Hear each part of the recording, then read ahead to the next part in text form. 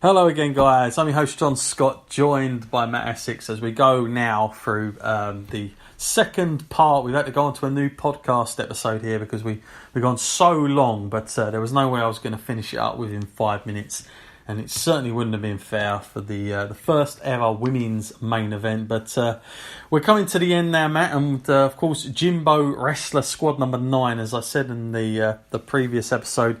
He's here. He's got a big question here, Matt, of course, and let's hear it out. And he's also got a request as well, but let's see what he has to say. So, Mania greetings to you both. I would like to state one point and one request on your WrestleMania preview, please. So, the women's triple threat was seen as nobody wanted, and now has arrived where everyone is accepting. I would like to give WWE credit by pulling wool over everyone's eyes, apart from me, of course. WWE play firstly was let's take Becky out and replace her with Charlotte, to then get fans wanting Becky in the match again, to of course make it a triple threat. There was no way they would have done it by adding Charlotte this way, but WWE played a very good hand, I feel, to actually get this to a triple threat when everyone at the time purely wanted Becky versus Ronda. So yeah, do you know what? That's probably exactly how they have done it. Actually, to be honest with you, Matt, isn't it? I mean, they said take Becky out. You're not having the match. And then, of course, everybody was like, we want her in it. So, you know, they got round the triple threat pretty much like that, I feel. So he might have a good point there. And also, okay, so now for my request, he says, I know you guys predict what's going to happen in fantasy-style booking at times. However, for the sake of what Matt says now, before each pay-per-view, can you both give me the worst-case scenario of Mania ending fantasy booking? This way, it can only get better. Thanks very much, and for all your hard work. Your number one fan, Jimbo, Wrestler Squad number 9. So thank you very much, Jimbo. And it's a good point you raised at the beginning. I do feel you're right. They did pull wool over our eyes, and they did get us to accept it. So WWE actually were a bit smart there. Let me tell you, Jimbo, I had a while to think about this, man. I thought, what would be the worst possible ending to the WrestleMania? And I've got it, Matt. On my side anyway, this is what it would be. It would be this, and it doesn't matter who wins the match, quite frankly, here, for this to happen. This is my worst case scenario, okay? So we get the end of WrestleMania, the match is finished, and the winner is standing, and then all of a sudden, all the women come out, right? All the women come out, and then Stephanie comes out, and she comes out with one of them bouquet flowers, and they go in the ring, and they all start crying, and saying, and Stephanie picks up the mic and tells us how she's so happy again with the first ever women's revolution, and she's praising herself for it, and then Triple H comes out. And he's emotional, and the match is just seen. He's crying as well, and him and Dave, they're mates now. That match was so emotional to them that they're actually crying in each other's arms, and they're friends again because it was such a great match for the women.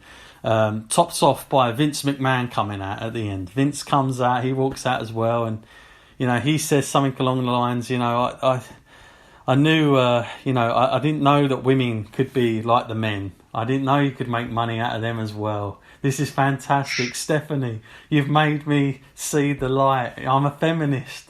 I love women, not in just the ways I used to. We can make great money out of this. And then Dana White comes out and he says, Vince, I made money off the women ages ago before you did in main events. And then they both start hugging and crying as well. And more bouquets of flowers. And all the women are out there sobbing because of that. That is, Jimbo, my worst case scenario fantasy. Because, I really dislike it every time they harp on about the first ever.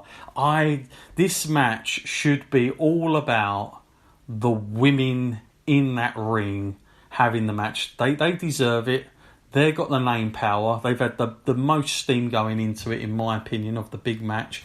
And that's all I wanted. Individuals. In fact, on Raw, Matt, I will say I was very happy that for a change, when they announced it was the main event, that we didn't see Stephanie come out at the beginning and go, guess what, everybody? As part of the women's revolution, another step.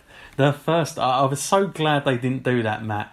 And they just went with, them doing it themselves, because the guys wouldn't have Vince coming out and doing it and Shane and all the rest of it, so why should it happen to the women? So that's my worst case scenario. Matt, have you got a worst case scenario how WrestleMania goes off at the end?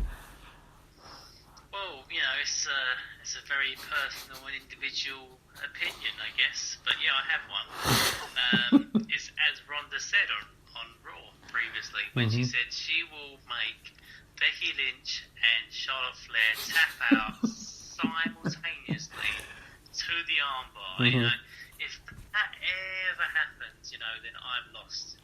In professional wrestling, in the women's division, I am lost, because that's just like tapping out to the UFC, to the mixed martial art type.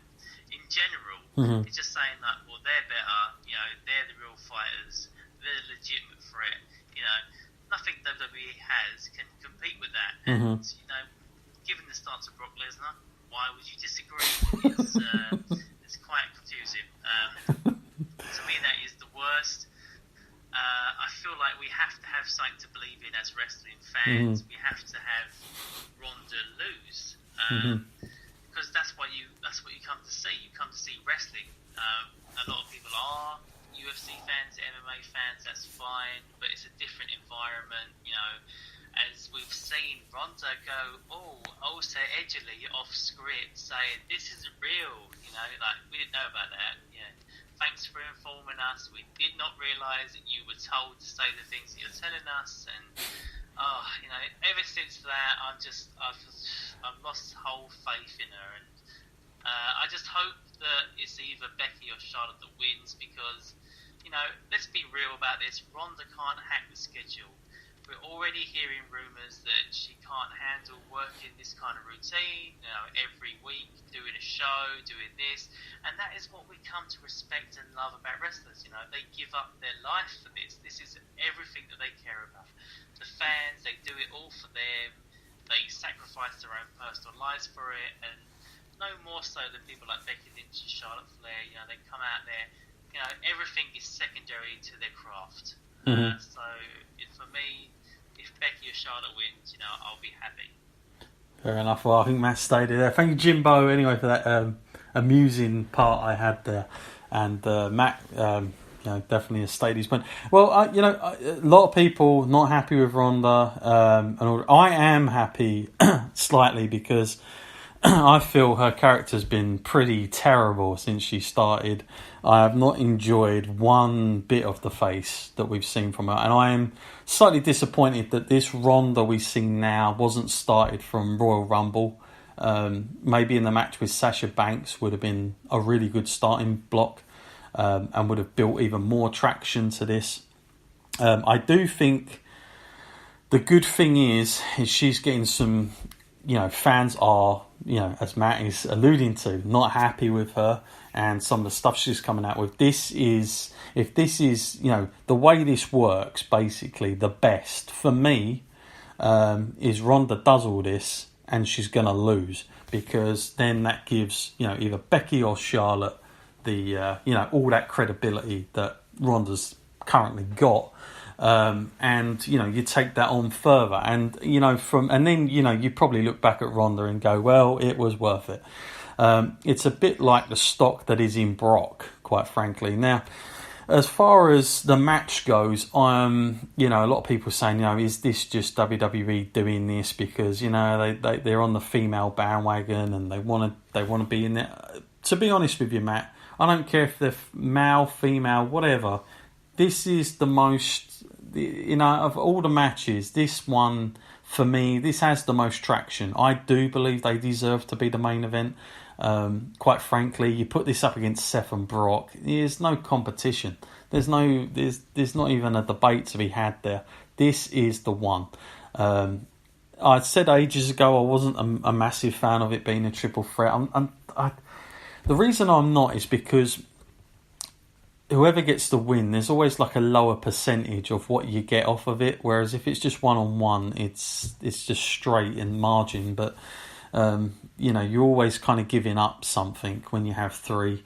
But they are the three biggest names that you can have at the moment in women's wrestling. Becky, come out of nowhere, has been hot. Although I do think the last few weeks it's not been fantastic. I think Charlotte Flair. I will go on record here, Matt. I don't know if you agree with me or not, or maybe people definitely don't, but I've said it a number of times. I think Charlotte Flair is the most overall best performer, wrestler, entertainer, whatever you want to say. I think she's got the total package of just about everything, of her craft, of the way she carries herself as being a champion, power, star power, and all the rest of it. I think she's the best, male or female, right now. I think she's the one on that main roster. I would argue maybe a Daniel Bryan coming close, but I think Charlotte Flair is the most all-round wrestler they have. And I think with Ronda Rousey, like her or hate her, whatever you want to say about her, without her, you do miss the big mega star in the fight. That's what she is. That's what she is in this match. That's what she brings to it. It's name power. And, 12 months ago, Matt, I think we basically said they need to get to WrestleMania next year. They need to get the big match with Ronda.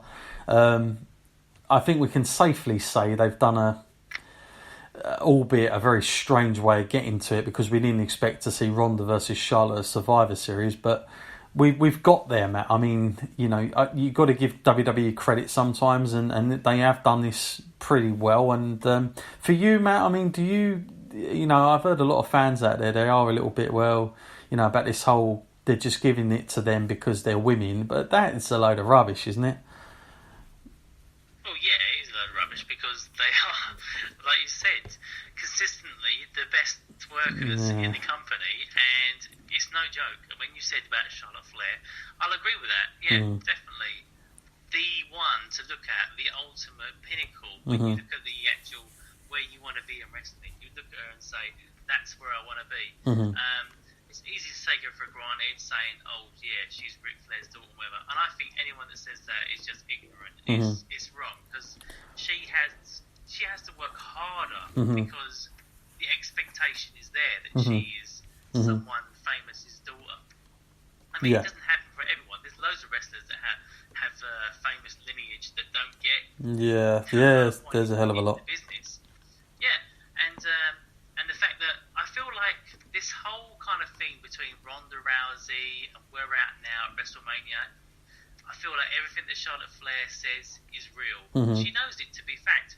This was based around her. She was booked, she was built, and she knows she had the abilities to make it to WrestleMania and carry this match off. I feel like if we're looking back months back, this match was set in stone. It was going to be Charlotte versus Ronda Rousey at WrestleMania. We had that once she beat Asuka's undefeated streak. We knew that she was going on, and this was going to be the big match. It's only because, Becky Lynch, given her own credit, she has made herself. She's a self-made man.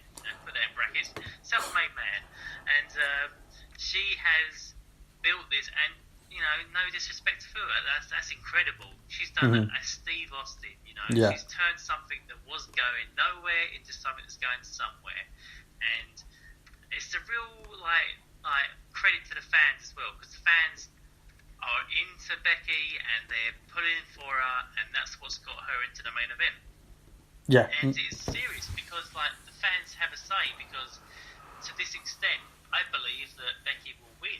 I believe that she will win, because this is one of those mania moments, feel great moments when she wins, that people are going to erupt that building and just go nuts for Becky Lynch. Yeah. Well, and I feel as well that, even that exchange over social media between the girls, I mean, they've really made this for themselves. They have gone all out for this. And even to the point, I said this last time, where